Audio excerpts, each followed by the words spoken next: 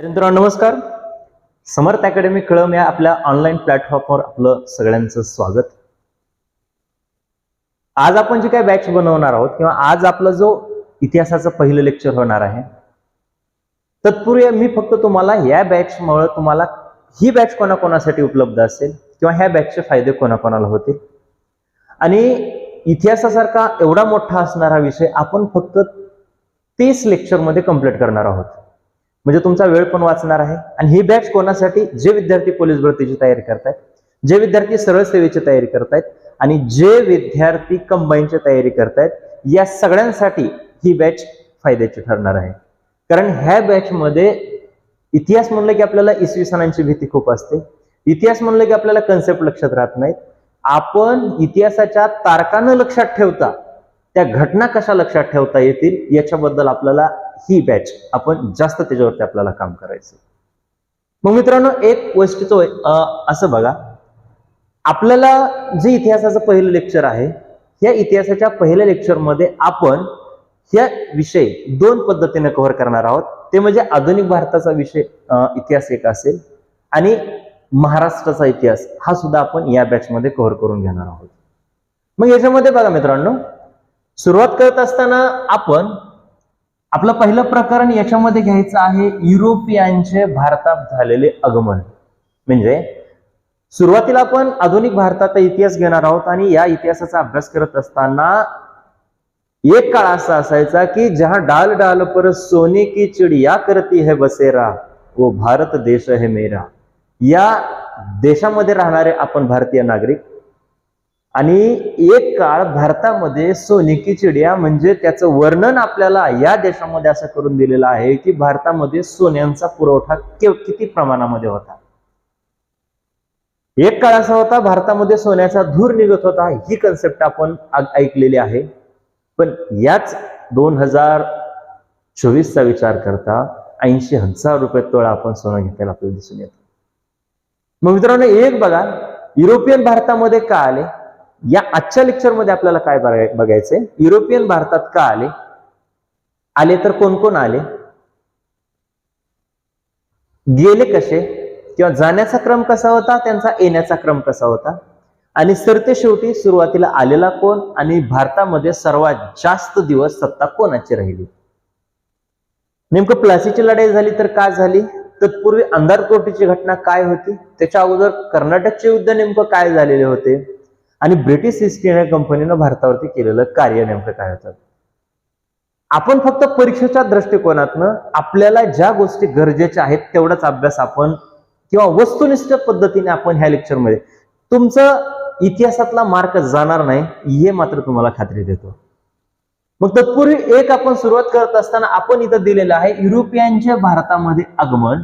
म्हणजे भारतामध्ये ज्या पद्धतीनं युरोपियन मध्ये काय, युरोपियन मध्ये इंग्रज असतील, युरोपियन मध्ये डच असतील, फ्रेंच असतील, हॉलंड असेल, इतर सर्व देश, पोर्तुगीज असतील, हे सर्व युरोपियन असलेले देश भारतामध्ये आले आणि आल्याच्या नंतर त्यांनी काय काय काम दाखवलं याच्यामध्ये बघा. सगळ्यात सुरुवातीला युरोपियन याच्यामध्ये बघा, हा वास्को द गामा हे जे चित्र दिलेलं आहे हे आपण वास्को द गामा या व्यक्तीचं चित्र आहे. तत्पूर्वी एक बघा, 1492 मध्ये भारताच्या शोधासाठी निघाला कोलंबस होता. म्हणजे इतिहासामध्ये असं होतं की व्यापारपेठ किंवा बाजार व्यापारपेठ ही भारतामध्ये उच्च दर्जाची होती. त्याच्यामुळं पश्चिमात्य जी काही देश आहेत त्या सगळ्यांचं आकर्षण हे भारत होतं. मग त्याच भारताचा शोध घेण्यासाठी कोलंबस नावाचा व्यक्ती निघाला होता आणि तो भारताचा शोध अमेरिका या ठिकाणी आला. त्याला असं वाटलं गेलं की अमेरिका हाच भारत देश आहे, परंतु तसं झालं नाही. मग अमेरिगो किंवा अमेरिका या खंडाचा शोध लावणारा हा कोलंबस होता. एवढी गोष्ट लक्षात ठेवा. 1492 रोजी त्यानं काय केलेलं होतं, अमेरिकेचा शोध लावला. जो कोलंबस निघाला होता तो कोलंबस त्याच ठिकाणी थांबला गेला. तदनंतर भारताकडे येणारा 20 मे 1498 रोजी वास्को द गामा नावाचा व्यक्ती भारताकडे आला. आणि हा वास्को द गामा हा जो व्यक्ती होता हा व्यक्ती पोर्तुगीज होता. कोणता होता? वास्को द गामा हा कोण होता? पोर्तुगीज होता. आणि भारतामध्ये येणारा पहिला युरोपियन म्हणून भारतामध्ये वास्को द गामाचं नाव घेतलं जातं. आणि हा जो वास्को द गामा आला, हा वास्को द गामा भारतामध्ये आल्याच्या नंतर कालिकत बंदरामध्ये थांबला गेला. म्हणजे याच्यावरती आपल्याला 4 प्रकारे प्रश्न येऊन जाईल. वास्को द गामा भारतामध्ये कधी आला, तर 20 मे 1498 रोजी आला. वास्को द गामा हा कोण होता, तर तो कोण होता, पोर्तुगीज होता. आणि भारतात आला तर भारतामध्ये त्यानं कोणत्या ठिकाणी थांबला किंवा पहिल्यांदा कोणत्या ठिकाणी आला, तर ते बंदर होतं कालिकत बंदर. ठीक आहे. आणि हा येणारा पहिला युरोपियन, किंवा परीक्षेत प्रश्न असा येईल, भारतामध्ये येणारा पहिला युरोपियन कोण, तर त्याचं उत्तर तुमचं असेल वास्को द गामा. ठीक आहे. त्यानंतर बघा पुढे आपल्याला बघायचंय, भारतात जे काही युरोपियन आले, ते युरोपियन आले तर त्यांचं आगमन नेमकं भारतामध्ये कशा कशा स्वरूपामध्ये झालं ते आपल्याला बघायचं. म्हणजे येण्याचा क्रम भारतामध्ये कशा स्वरूपामध्ये होता याचा अभ्यास आपल्याला याच्यामध्ये करायचा. आत्ताच आपण या ठिकाणी बघितले की भारतामध्ये येणारा 20 मे 1498 रोजी वास्को द गामा होता. आणि वास्को द गामा होता याचा अर्थ तो कोण होता, तर तो होता पोर्तुगीज. म्हणजे भारतामध्ये येणारा पहिला कोण असेल तर तो पोर्तुगीज होता.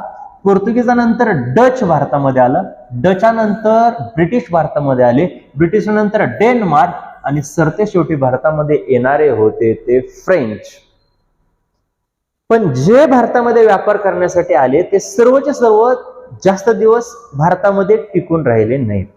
याचा अर्थ झाला काय, कारण यांच्यामध्येच स्पर्धा सुरू झाली. भारतामध्ये येऊन त्यांच्या व्यापार विस्तारासाठी, त्यांच्या वसाहती वाढवण्यासाठी भारतामध्ये इतर स्पर्धा चालू झाल्या. त्याच्यामुळं ते जास्त दिवस भारतामध्ये टिकलेले आपल्याला दिसून येत नाही. मग पुढे बघा, हे भारतामध्ये युरोपियन आले पहिल्यांदा, डच, ब्रिटिश आणि डेन्मार्क. त्यानंतर भारतातून युरोपियन परतण्याचा काळ, म्हणजे आले जरी असेल तरी भारत सोडून ते काही ना काही वर्षानंतर गेले. मग ह्या वर्षामध्ये जाण्यामध्ये सगळ्यात सुरुवातीला भारतामधून परत जाणाऱ्यामध्ये 1 नंबरला होते ते डच. डचांचा टिकाव भारतामध्ये खूप मोठ्या प्रमाणावरती झालेला नाही, ही गोष्ट आपल्याला दिसून येते. डचानंतर भारत सोडणारे डेन्मार्क होते. डेन्मार्कनंतर परत ब्रिटिशांनी देश सोडला. फ्रेंच आणि पोर्तुगीज भारत स्वतंत्र झाला तरी सुद्धा भारतामध्ये टिकून राहणारे ह्या 2 सत्ता होत्या. मग याच्यामध्ये बघा, पण या सगळ्यांमध्ये वाढता प्रभाव जो होता तो प्रभाव होता ब्रिटिशांचा, इंग्रजांचा. कारण इंग्रजांनी संपूर्ण देशावरती राज्य केलेलं आपल्याला दिसून येतं. मात्र फ्रेंचांनी आणि पोर्तुगीजांनी जरी भारतामध्ये आले असले तरी त्या त्यांच्या फक्त काही वसाहतीसाठी तेवढ्या पुरतेच ते सीमित राहिले. त्यांनी संपूर्ण देश काबीज केलेला नव्हता. मग याच्यामध्ये आपल्याला लक्षात ठेवावं लागेल, ब्रिटिश सत्तांचा आपल्याला व्यवस्थितपणे अभ्यास करावा लागेल. पोर्तुगीज भारतात आले, पण पोर्तुगीज आल्यानंतर पहिला पोर्तुगीजांचा व्हाईसरॉय जर भारतामध्ये कोण असेल तर तो होता फ्रान्सिस्को डी अल्मेडा. हे नाव आपल्याला व्यवस्थित लक्षात ठेवावं लागेल. परीक्षेत प्रश्न तुम्हाला असा येईल, पोर्तुगीजांचा भारतातील पहिला व्हाईसरॉय कोण, तर त्याचं उत्तर असेल फ्रान्सिस्को डी अल्मेडा. ही गोष्ट आपल्याला लक्षात ठेवावी लागेल. पुढे हे बघा, आत्ताच म्हणलं की भारतामध्ये सगळ्यात जास्त वाढता प्रभाव जर कोणाचा असेल तर ते ब्रिटिश सत्ता होती, इंग्रज होते. मग झालं काय याच्यामध्ये बघा, भारतात जे काही ब्रिटिशांचं आगमन झालं आणि भारतामध्ये त्यांनी जे काही विकास केला, त्या विकासाचा अभ्यास करत असताना त्यांनी जरी जेवढ्या काही सवलती दिल्या असतील, त्यांनी जेवढी काही सुविधा भारतासाठी दिल्या असतील, पण या मागचं प्रमुख कारण हे त्यांना त्यांचा विकास करायचा होता. त्याच्यासाठी भारतातला विकास घडून आला. भारतामध्ये ज्यावेळेस इंग्रज अधिकारी आले त्यावेळेस इंग्रज येण्याचं 31 डिसेंबर 1600 मध्ये ब्रिटिश सत्ता, आणि हा येणाऱ्या ईस्ट इंडिया कंपनी म्हणजे हा फक्त एक भारतामध्ये आलेला व्यापारी गट होता, इंग्रज प्रशासन नव्हतं. पहिल्यांदा हे क्लिअर करून घ्या. मग इंग्रज प्रशासन भारतामध्ये आलं तर ते भारतामध्ये आलं, इंग्रजांनी डायरेक्ट हस्तक्षेप कधी केला तर 1858 साली ब्रिटिश सत्ता किंवा ईस्ट इंडिया कंपनी बरखास्त झाल्याच्या नंतर डायरेक्टली ब्रिटिश पार्लमेंट तर्फे भारतामध्ये काय करण्यात आला, कारभार बघण्यात सुरुवात झाली. पण तत्पूर्वी बघा, 31 डिसेंबर 1600 ज्यावेळेस ब्रिटिश ईस्ट इंडिया कंपनीचे भारतामध्ये ज्यावेळेस सत्ता आली किंवा कंपनी स्थापन केली गेली, त्यानंतर राणी एलिझाबेथ या व्यक्तीने जवळपास 15 वर्षासाठी पूर्वेकडे किंवा यांना व्यापाऱ्यांसाठी 15 वर्षासाठी फक्त सनद दिलेली होती, किंवा तिकडच्या देशामध्ये किंवा भारतामध्ये ब्रिटिशांनी फक्त आणि फक्त 15 दिवस व्यापार करावा. मात्र राजा जेम्स पहिला याने 1609 साल असं उजळलं गेलं की 1609 सालामध्ये जी काय व्यापारी गट होते त्या व्यापारी गटांना 1609 मध्ये कायमस्वरूपीच सनदा देऊन टाकल्या. कोण तो होता? राजा जेम्स पहिला.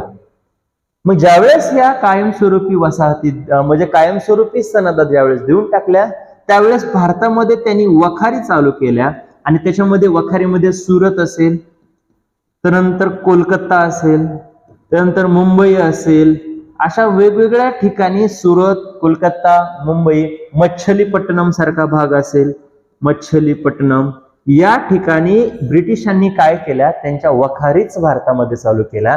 केव्हा? पण ज्यावेळेस त्यांना कायमस्वरूपी सनदा भेटायला सुरू झाले त्यावेळेस. त्यानंतर पुढे बघा मित्रांनो, इंग्रज आणि फ्रेंच, म्हणजे आता याच्यामध्ये आपल्याला लक्षात काय ठेवावं लागेल? पहिल्यांदा बघा, हे जे काही इंग्रज आणि फ्रेंचांचं जे काही संघर्ष किंवा सत्ता संघर्ष झाला त्याला आपण कर्नाटकचे युद्ध या नावानं सुद्धा ओळखलं जातं. कर्नाटक युद्ध म्हणजे काय? हा सत्ता संघर्ष जो काही झाला गेला तो सत्ता संघर्ष फ्रेंच आणि इंग्रज या दोन देशामध्ये झाला, पण तो भारतामध्ये झाला गेला. म्हणजे काय झालं? इकडे बघा, कर्नाटकचे युद्ध जे काय झालं ते पहिलं युद्ध 1746 ते 1748 रोजी झालेलं आपल्याला दिसून येतं. मग या युद्धामध्ये ही युद्ध कोणासाठी झालं? तर हे युद्ध कोणाकोणामध्ये झालं? तर पहिलं म्हणलं तुम्हाला, पहिलं युद्ध हे इंग्रज आणि त्यांच्या सोबतीला विरोधामध्ये होते ते कोण होते? फ्रेंच. मुळामध्ये इंग्रज ह्या देशाची सत्ता ही मद्रास प्रांतांवरती होती आणि फ्रेंचांची सत्ता त्यावेळेस पॉंडिचेरीवरती होती. कोणावरती होती? पॉंडिचेरीवरती. पण झालं काय? या फ्रेंचांनी इंग्रजांमध्ये ताब्यात असलेलं मद्रास हे युद्धांमध्ये किंवा युद्धाने फ्रेंचांनी त्यांच्या ताब्यामध्ये घेतलं. बघा, व्यवस्थित लक्षात ठेवा. पहिलं युद्ध का झालं कर्नाटकचं? इंग्रजांची सत्ता मद्रासवरती होती, फ्रेंचांची सत्ता पॉंडिचेरीवरती होती, पण इंग्रजांच्या ताब्यामध्ये असलेलं मद्रास प्रांत फ्रेंचांनी युद्ध करून, हल्ला करून ते ताब्यामध्ये घेतलं. परंतु काही कालावधीनंतर तहानुसार त्यांना ते परत सुद्धा करून दिलं. हे कर्नाटकचं पहिलं युद्ध 1746 ते 1748. त्यानंतर पुढे बघा, कर्नाटकचं जे काही दुसरं युद्ध झालं ते कर्नाटकचं दुसरं युद्ध 1748 ते 1754 या कालावधीमध्ये आपल्याला झालेलं दिसून येतं. मग बघा, कर्नाटकचं दुसरं युद्ध काय झालं? तर कर्नाटकचं दुसरं युद्ध झालं या कारणासाठी अर्काट नावाचा एक प्रदेश होता आणि दुसरा हैदराबाद नावाचा एक प्रदेश होता. कोणता? अर्काट आणि हैदराबाद. हे दोन प्रदेश असताना या अर्काट आणि हैदराबाद या दोघांमध्ये सत्ता संघर्ष चालू झाला. तो झाला होता नवाब या पदासाठी, म्हणजे तिथला नवाब कोण. मग या दोन्ही मध्ये सुद्धा अर्काट मध्ये आणि हैदराबाद मध्ये फ्रेंचांनी आणि इंग्रजांनी एक एक प्रांतांना सपोर्ट केला आणि त्या सपोर्टमुळे सत्ता संघर्ष झाला गेला. त्यालाच आपण कर्नाटकची दुसरे युद्ध या नावाने ओळखलं जातं. आणि शेवटी आहे कर्नाटकचे तिसरे युद्ध, ते झालं होतं 1760 रोजी. हे झालं कशासाठी? तर एक लक्षात ठेवायचं, कर्नाटकच्या तिसऱ्या लढाईलाच वांदी वॉशची लढाई या नावानं सुद्धा ओळखलं जातं. कोणत्या नावाने? परीक्षेत आलेला प्रश्न आहे व्यवस्थित. आणि अभ्यास कर, लेक्चर बघत असताना फक्त बघत बसू नका, जपून बघू नका, बसून व्यवस्थित बसून नोट्स काढा. पेन आणि वही घेतल्याशिवाय हे लेक्चर बघू नका, कारण हे लिहून घेणं सुद्धा तुम्हाला गरजेचं आहे, कारण तुमच्या शॉर्ट हँड नोट्स तयार होतील. एक कर्नाटकच्या तिसऱ्या लढाईला कोणत्या नावानं ओळखलं जातं? तर वांदी वॉशची लढाई या नावानं ओळखलं जातं. पण हे युद्ध झालं कशामुळे? कारण हे युद्ध होण्यामागचं कारण असं, या काळामध्ये फ्रान्स आणि इंग्लंड या दोन देशांमध्ये सप्तवार्षिक युद्ध तिकडे चालू झालं. कुठं? युरोपमध्ये.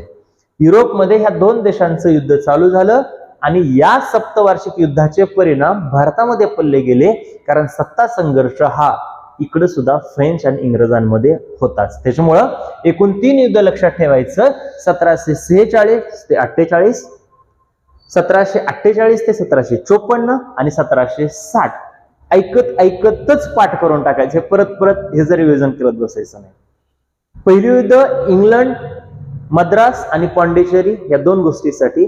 दुसरं युद्ध झालं गेलं ते आर्काट आणि हैदराबादच्या नवाब पदासाठी. आणि तिसरं युद्ध कर्नाटकचं जे काही झालं गेलं ते फ्रान्स आणि इंग्रज, तिकडे इंग्लंडमध्ये, तिकडे युरोपमध्ये सत्ता संघर्ष चालू झाला. त्याचा परिणाम आपल्या भारतामध्ये इकडे त्याचे पडसाद पडले गेले. त्याच्यामुळे कर्नाटकचं तिसरं युद्ध झालं. आणि परीक्षेत आलेला प्रश्न असा, कर्नाटकच्या तिसऱ्या युद्धालाच वांदी वॉशची लढाई या नावाने ओळखलं जातं. इथपर्यंत लक्षात ठेवा, ठीक आहे. तदनंतर बघा, आता इंग्रजांनी कोणत्या कोणत्या गोष्टी ताब्यात घेतल्या आपल्या पहिल्यांदा ते समजून घेऊया. याच्यामध्ये बघा, इंग्रज आले सगळ्यात सुरुवातीला कालिकत बंदरामध्ये आले. कालिकत बंदरावरून आता ताब्यात त्यांनी घेतलं काय, कर्नाटक ताब्यामध्ये घेतलं. कर्नाटकच्या नंतर इंग्रजांनी आपला मोर्चा बंगालकडे वळवला. कुठं, बंगालकडे. आणि ही जी काय अंधार कोठडीची घटना झालेली आहे, ही अंधार कोठडीची घटना झाली आहे ती बंगाल प्रांतामध्ये. कोणत्या, बंगाल. आणि एक गोष्ट अशी लक्षात ठेवायचं, त्या काळातला बंगाल हा भारतातला सगळ्यात श्रीमंत प्रांत होता. जमिनीचा विषय असता, व्यापाराचा विचार करता, पैशाचा विचार करता, सगळ्यामध्ये सधन एरिया म्हणजे त्या काळातला बंगाल होता. मग झालं काय, बंगाल ज्यावेळेस इंग्रजांनी आपली मोहीम बंगालकडे वळवली गेली, त्यावेळेस बंगालच्या तिथं अगोदरच अलीवर्दी खान याचा मुलगा, तो होता सिराज उद्दौला. व्यवस्थित लक्षात ठेवा, शिस्तीमध्ये मस्तपैकी लक्षात ठेवायचं. बंगालचा त्यावेळेसचा नवाब, इथं नवाब सिराजुद्दौला कोण होता, नवाब होता. आणि त्यावेळेसचा नवाब सिराजुद्दौला होता बंगाल. मग झालं काय, इंग्रजांनी ज्या वेळेस बंगालकडे गेले त्यावेळेस या सिराजुद्दौलाकडून व्यापाराची सनद मिळवली गेली. पण व्यापार करत असताना इंग्रजांनी बंगाल प्रांतामध्ये जो काही व्यापार करायचा आहे त्या व्यापाराच्या ह्याच्यामध्ये तटबंदी घालण्यासाठी चालू केलं. याचा अर्थ भिंती घ्यायला त्यांनी चालू केलं. आणि सिराजुद्दौलाचं मत असं होतं, तुम्ही भारतामध्ये व्यापार करताय तर संपूर्ण तिथल्या भारतीय लोकांना बघू द्या तुम्ही कशा पद्धतीने व्यापार करतायत. परंतु हे इंग्रज अधिकाऱ्यांनी ऐकलं नाही. तटबंदी तशाच भिंती चालू ठेवल्या गेल्या. याचा परिणाम हा जो सिराजुद्दौला नावाचा नवाब होता, त्याने जवळपास इंग्रजांचे 148 लोक डांबून ठेवले गेले. आणि ते अशा ठिकाणी डांबले गेले, तळमजल्यामध्ये डांबले गेले. नावामध्ये बघा, अंधार कोठडीची घटना कशा पद्धतीने होते. ते लोक तळमजल्यामध्ये डांबले गेले, 148 लोक. आणि एका रात्रीमध्ये जवळपास 123 लोकांचं गुदमरून मृत्यू झाला होता. तळमजला म्हणजे छोट्याशा जागेमध्ये खूप सारे लोक त्या ठिकाणी ठेवले गेले. तिथल्या 148 पैकी जवळपास 123 लोकांचा गुदमरून मृत्यू झाला होता. आणि त्यावेळेसचा इंग्रज अधिकारी हा रॉबर्ट क्लाइव्ह होता. कोण होता त्यावेळेस इंग्रज अधिकारी, रॉबर्ट क्लाइव्ह. आणि आपण तर म्हणतोय मुठभर इंग्रज भारतामध्ये आले ना, अख्ख्या देशावरती राज्य केलं. एकतर इंग्रजांची संख्या भारतामध्ये कमी होती आणि संख्या कमी असताना एका रात्रीमध्ये 123 इंग्रजांचं निधन झालेलं आपल्याला दिसून येतं. त्यावेळेस रॉबर्ट क्लाइव्हला खूप राग येतो आणि याच अंधार कोठडीच्या घटनेमधनं प्लासीची लढाई उद्भवलेली आपल्याला दिसून येतं. ही आहे प्लासीची लढाई. व्यवस्थित आहे का, याच्यावरती परीक्षेत प्रश्न आलेले आहेत. तुमचा मार्क जाणार नाही ह्याची मी 100% तुम्हाला खात्री देतो. व्यवस्थित फक्त बघा. आता याच्यामध्ये झालं काय बघा, याच्यामध्ये ही जी काय प्लासीची लढाई झाली होती ती 23 जून 1757 ला झाली. आणि या दोघांमध्ये झाली. कोणाकोणामध्ये, एका बाजूला सिराजुद्दौला होता, दुसऱ्या बाजूला रॉबर्ट क्लाइव्ह होता. ह्या दोघांमध्ये आपल्याला प्लासीची लढाई झालेली दिसून येते. तर का झाली, तर त्याचं कारण मागच आपण बघितलं की अंधार कोठडीची घटना. एका रात्रीमध्ये म्हणजे रॉबर्ट क्लाइव्हचे 123 इंग्रजांचं निधन झालेलं होतं. आणि ह्याचा राग हा ह्याला होता, रॉबर्ट क्लाइव्हला. मग हे जी काय लढाई झाली ही फितुरीत न झाली, ही लढाई झाली अशी व्यवस्थित लक्ष देऊ नये का. सिराजुद्दौला हा बंगालचा नवाब होता. कोण होता, नवाब, म्हणजे तो तिथला राजा होता. आणि या बंगाल प्रांताचा व्यवस्थित लक्ष ठेवा, हा जो बंगाल होता, या बंगाल प्रांताचा किंवा या सिराजुद्दौलाचा एक सेनापती होता. त्या सेनापतीचं नाव होतं मीर जाफर. त्या सेनापतीचं नाव काय होतं? मीर जाफर. मग झालं असं बघा, हा जो काही मीर जाफर नावाचा व्यक्ती होता, हा सेनापती होता. कोणाचा? सिराजुद्दौलाचा. झालं काय, रॉबर्ट क्लाइव्हला माहिती होतं की आपला या युद्धामध्ये विजय होऊ शकत नाही जर समोरासमोर लढलं गेलं तर. मग सिराजुद्दौला म्हणजे रॉबर्ट क्लाइव्हने एक युक्ती राबवली अशी की या रॉबर्ट क्लाइव्हनं मीर जाफर जो याचा सेनापती होता, या मीर जाफरला नवाब पदाचं आमिष दाखवलं. कोणाला? मीर जाफरला. आमिष काय दाखवलं?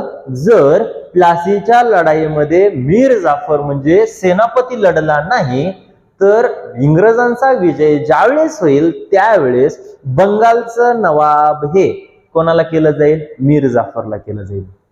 आणि या मीर जाफरला माहित होतं आपण बंगालमध्ये असताना सिराजुद्दौलाच्या हाताखाली काम करत असताना आपण मरेपर्यंत नवाब होऊ शकत नाही. मग त्याचा परिणाम असा झाला, या मीर जाफरनं बंगालच्या प्लासीच्या लढाईमध्ये तटस्थ राहिला. कसा राहिला? तटस्थ, म्हणजे लढलाच नाही. मग आता एक विचार करा, ज्या युद्धामध्ये जर सेनापतीच लढला गेला नाही तर त्या युद्धामध्ये विजय कोणाचा होईल हे काय सांगायची गरज नाही. म्हणून या प्लासीच्या लढाईमध्ये विजय झाला तो रॉबर्ट क्लाइव्हचा. का? 50,000 सैन्य असताना सुद्धा सिराजुद्दौलाचा पराभव झाला. का? तर त्याच्यामध्ये त्याच्या सेनापतीच लढला गेला नाही. मग विजय झाला कोणाचा? रॉबर्ट क्लाइव्हचा. मग हे जी पदाचं आमिष दाखवलं होतं या व्यक्तीला, त्यानंतर 1757 ते 1760 या कालावधीमध्ये बंगालचा नवाब झाला तो मीर जाफर. व्यवस्थित लक्ष ठेवा, बंगालचा नवाब कोण झालं? बंगालचा नवाब झालं मीर जाफर. आणि ज्यावेळेस बंगालचा नवाब मीर जाफर झाला त्यावेळेस तो जाफर हा फक्त आणि फक्त 3 वर्षच फक्त तो नवाब पदावरती राहिला. नंतर त्याच्या मागण्या, इंग्रजांच्या मागण्या एवढ्या वाढल्या गेल्या की या मागण्यांचा विचार करत असताना मीर जाफर मेटाकुटीला आला. मग हे जर मीर जाफर मागण्या पुरवू शकत नव्हता तर त्यानंतर याचाच असणारा जावाई मीर कासिम या व्यक्तीला इंग्रजांनी बंगालचं नवाब केलं. आणि हा व्यक्ती सुद्धा 1760 ते 1763 म्हणजे हा व्यक्ती सुद्धा फक्त 3च वर्ष राहिला गेला. पण या पण व्यक्तीच्या इंग्रजांच्या मागण्याच एवढ्या. का?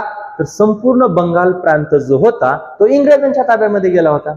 आणि इंग्रजांच्या ताब्यामध्ये गेल्यामुळे त्याचा परिणाम काय झालं? इंग्रजांच्या मागण्या भरमसाठ वाढल्या गेल्या, ज्या की पुरवणं सुद्धा शक्य नव्हत्या.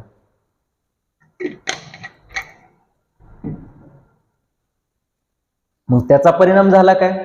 मीर जाफर हे पण मागण्या पुरवू शकला नाही. परत इंग्रजांनी काय केलं? मीर कासिमला पदावरून हटवलं गेलं आणि परत मीर जाफरलाच अजून पदावरती ठेवलं. म्हणजे गोष्टी काय झाल्या बघा, पहिल्यांदा मीर जाफर होता, त्याच्या बदले आला मीर कासिम. परत मीर कासिमला काढलं गेलं, त्याच्या बदले अजून कोणाला ठेवलं? मीर जाफरलाच ठेवलं गेलं.